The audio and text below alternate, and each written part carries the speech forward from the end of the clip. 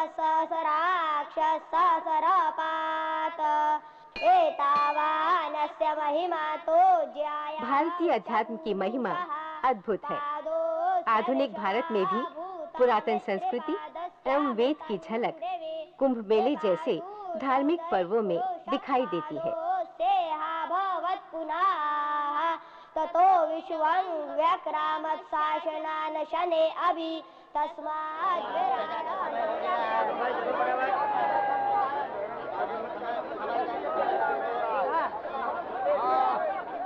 यहाँ आया हुआ हर साधु किसी न किसी अखाड़े से जुड़ा है।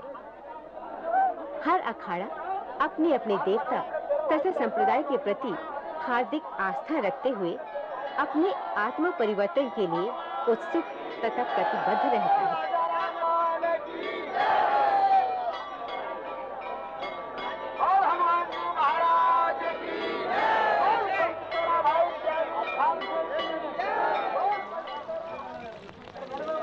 ज्योतिर्लिंग जिथे सुदिव्य बसले त्रिजंबकाचीपुरी पावे ब्रह्मगिरिवरी। एक महंत ने बताया, शंकर के जटा में जो गंगा है उसको मांगने वाले एक ही महान तपस्वी ऋषि थे, वो जो गौतम ऋषि थे।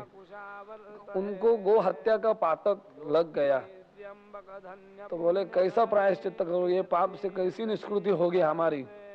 तब गणेश जी बोले भगवान जो शंकर महाप्रभु है उनके जटे में जो गंगा है उनको पृथ्वी तल पे अवतीर्ण करो, इसमें स्नान करो। जटाटवीगलज्जल प्रवाह पाविवत्तले गलेवलम्ब्य लम्बिताम्बुजन्दतुण्डमालिका समड्डमड्डमड्डमन्दिना। जो अवतीर्ण का समय था वो सिंहस्थ महापर्वत काल था, तो वो उसको आना नहीं था, बहुत गुस्से में आ गई।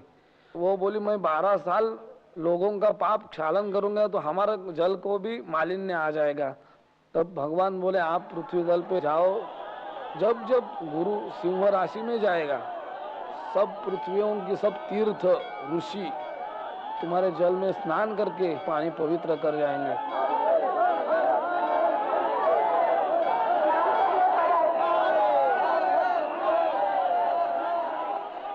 कुंभ मेले से जुड़ी कहानियां हमें प्राचीन ग्रंथों से प्राप्त होती है। देवताओं और असुरों के बीच अमृत प्राप्त करने के लिए युद्ध जैसी स्थिति हो गई। तब विष्णु वाहन गरुड़ अमृत कुंभ को असुरों से बचाने हेतु उसे लेकर उड़ते रहे। उस अमृत कुंभ की 4 बूंदें धरती पर प्रयाग, हरिद्वार, उज्जैन और नासिक में गिरी। इन स्थानों पर शुभ तिथि के अनुसार कुंभ मेले का आयोजन होता है।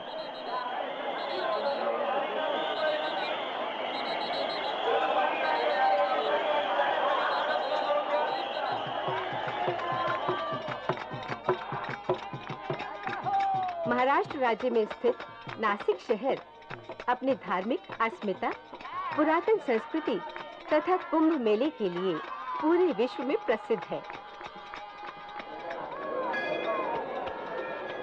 नासिक के राम मंदिर के बारे में एक महंत ने बताया, ये राम मंदिर है और ये राम का मूर्ति जो है कि काला है, इसलिए काला राम ऐसा बोला जाता है। इन द ईयर 1780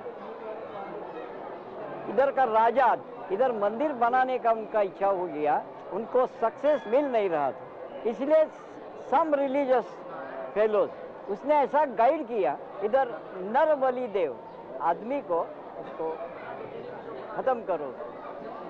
तो वो कौन तैयार होएगा? वो नाथ संप्रदाय के एक साधु थे, इधर नर बलि के लिए वो तैयार हो गया। उसके बाद में इधर बांधने को शुरू हो गया और 12 साल में वो खत्म किया।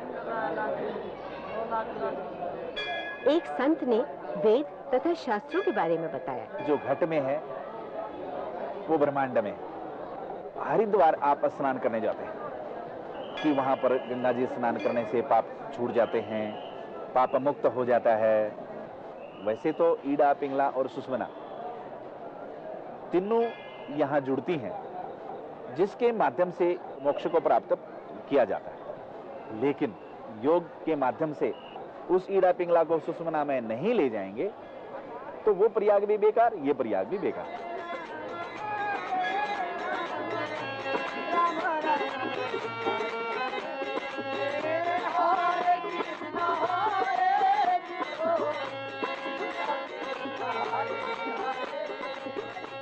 एक तीर्थयात्री ने बताया, साधू असं आल्यानंतर साधू नुसतं पैशाच्या पाठीमागे असं सिर्फ नाहीये। साधुओं के वस्त्र धारण करके और जंगल में दिशाहीन भटकने से साधुत्व नहीं प्राप्त होता है। सगळेच साधू असे खरे साधुत्व को समझने वाले और भक्ति मार्ग से ईश्वर महिमा का जतन करने वाले साधु बहुत कम पाए जाते हैं।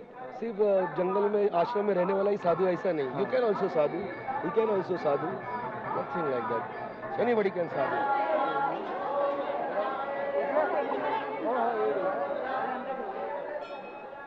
ओम अवधूतनाय नमः, ओम महानाथाय नमः, ओम शंकर। मेरा नाम दत्त भारती है और मैं 2001 कुंभ मेला इलाहाबाद में संस्कार ले लिया, दशनामी संन्यास संप्रदाय। I was taking part in the Kumbh Mela and one day I was asked कई साल पहले मैं कुंभ मेला देखने आया था। कुछ साधुओं ने मुझे साधु के संस्कार स्वीकारने के लिए प्रेरित किया। मैं अपने आप को भाग्यवान समझता हूँ कि मैंने साधुत्व अपनाया, क्योंकि अगर मैं जर्मनी लौट जाता तो मैं अपने अकेलेपन से संघर्ष करता रहता। मेरा वहाँ ध्यान रखने वाला कोई नहीं है। मेरी बीमारी में यहाँ मेरे गुरु भाई मेरा ख्याल रखेंगे, ये मेरा विश्वास है। But if I stay in India and if I succeed of becoming a real sadhu, then I have the guarantee that if my time comes, I will have some Guru Bhai and they will stay with me and they will take me to Ganga or to some forest and they will give me some herbal medicine for my pain. And in Germany, I have no such prospect.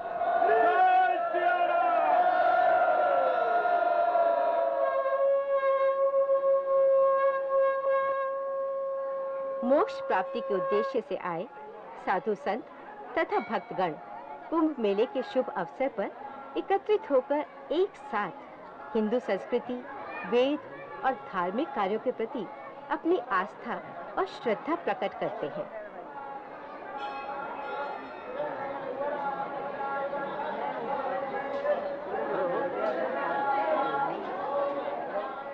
कुंभ मेले के दौरान आयुर्वेद तथा वेद मंत्रों की अद्भुत महिमा का लाभ प्राप्त करने के लिए कई भक्तगण उत्सुक होते हैं। अपनी शारीरिक तथा मानसिक पीड़ा से मुक्ति पाने के लिए कई श्रद्धालु होम हवन तथा धार्मिक अनुष्ठान करते हैं। आजकल के जमाने में जितना अनाज पैदा होते हैं, सब्जी पैदा होती है, उसके अंदर सब यूरिया सुपलाइने केमिकल डालते हैं और जो अपने केमिकल खा के अपने शरीर की प्रतिकार शक्ति कम हो जाती है। सबसे ज्यादा बीमारी ये केमिकल की वजह से हो रही है। जैसे हम समझो अब में पहला धन्वंतरी का पेड़ है, उसको कहा जाता है बर्ड और भगवान मानती। क्यों? प्राण वायु, अपान वायु, उदान वायु, समान वायु, ये वायु पैदा करने वाले जो पौधे होते हैं, जो पेड़ होते हैं, उसको हम धन्वंतरी की माँ।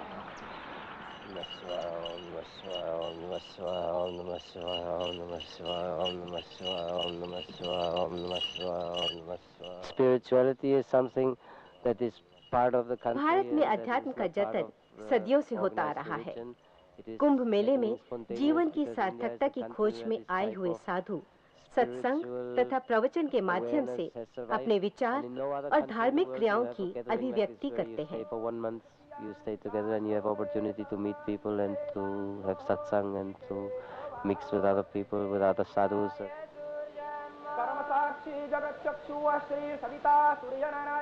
The English, they did an investigation of these wandering monks and who are Bharat के पुरुष प्रधान समाज में पहले साधुओं की संख्या ज्यादा थी, लेकिन अब साधुओं की संख्या लगातार घट रही है। I would say maybe 2%, 1 or 2% maximum. Because Indian society is so strongly male dominated and the women, they don't have the place they deserve according to my view. इस्लाम धर्म में जन्मी हुई मगर वारकरी संप्रदाय से जुड़ी हुई जैतून बी आका हमें अपनी कृष्ण भक्ति से अवगत कराती हैं। भले जिले भले संत संग शरणे हे क्या आवडते म्हणा देवा पूर्वावी वासना विठ्ठला.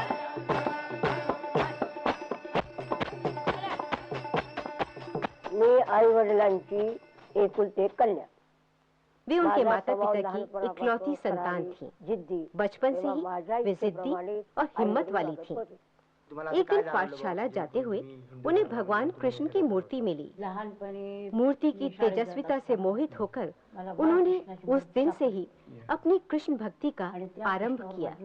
इस बात को लेकर घर में विरोध होना स्वाभाविक था, परंतु पूर्व जन्मों के संस्कार ही उन्हें इस क्षण भंगुर जन्म में कृष्ण भक्ति की ओर प्रेरित कर रहे हैं, ऐसा उनका मानना है. पण एक पूर्वजन्मीचं काहीतरी आपलं संस्कृत असेल म्हणून ती मूर्ती सापडली. एकच मी असल्यामुळं माझ्या आई वडिलांचा माझ्या भयंकर प्रेम होता. जाणवलं म्हणून असलं की जीवन हे क्षणभंगूर आहे, कधी ना कधी ते लयाला जाणार आहे. पण शाश्वत वस्तू हे भगवंताचं नाव, याच्यामध्येच आपण सर्व आयुष्य घालवं हे असं वाटलं.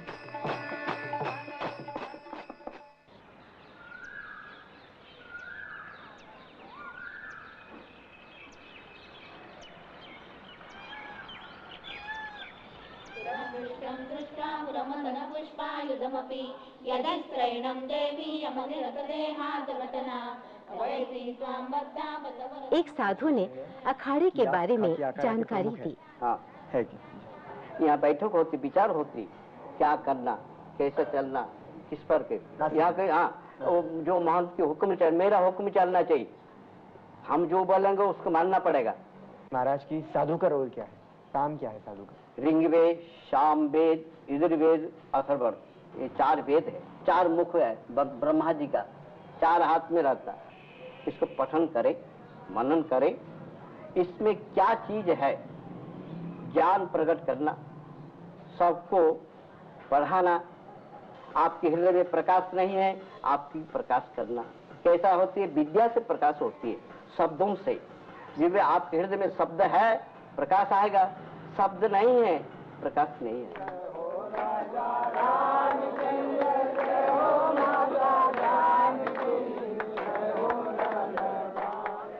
आश्रमों घर होता है और अखाड़ा है सबको रक्षा करना. आर्मी तलवार लाठी ये सब चलाना, हर चीज के बंदूक भी लेना, बंदूक भी लेना, तोप भी लेना. कोई दूसरा दुश्मन आता है उसके संग्राम करना है, और राजा हम उसको छीन लेंगे. इसके नाम अखाड़ा है. मोक्ष प्राप्ति के उद्देश्य से आए हुए साधु अपने अखाड़े के निर्धारित समय अनुसार स्नान करते हैं. सिंहस्थ में नासिक स्नान करना है. खाकी, निर्वाणी, दिगंबर बीच में रहता, निर्मही, फिर खालसा सब चलती. समस्त 1846 सिंहस्थ में 12,000 भेंट मारे गए. पीछे कोरस से हुक्म हुआ नासिक रामकुंड वैरागी को स्नान हुए. आवाज त्रिम्बक कुशावर्त गुसाइन को स्नान होवे.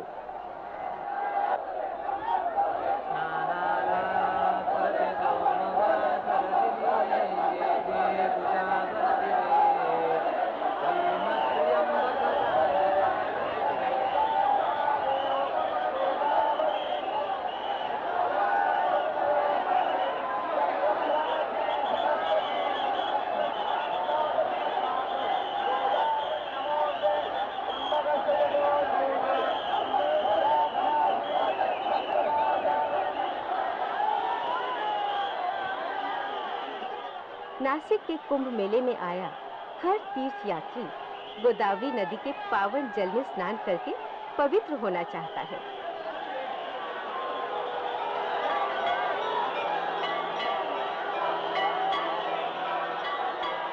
पवित्र जल कुंड में डुबकियां लगाता अपार जन समुदाय अपने पापों का नाश तथा सुखद भविष्य की कामना करता है.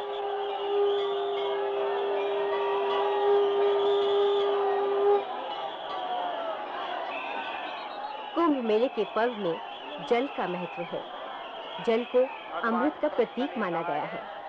इस जल रूपी अमृत में स्नान करके साधु तथा तीर्थयात्री मोक्ष की कामना करते हैं।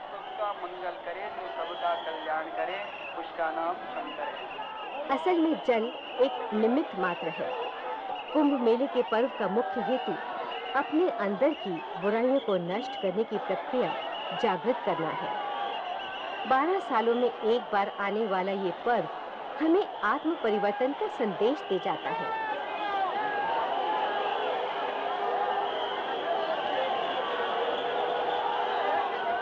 जीवन संघर्ष में पीते जा हलाहल, मोक्ष की चाह में जीते जा हलाहल।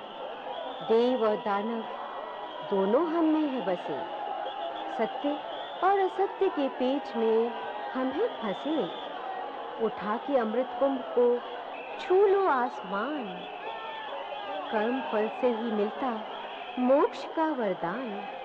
जीवन संघर्ष में पीते जा हलाहल, मोक्ष की चाह में जीते जा हलाहल।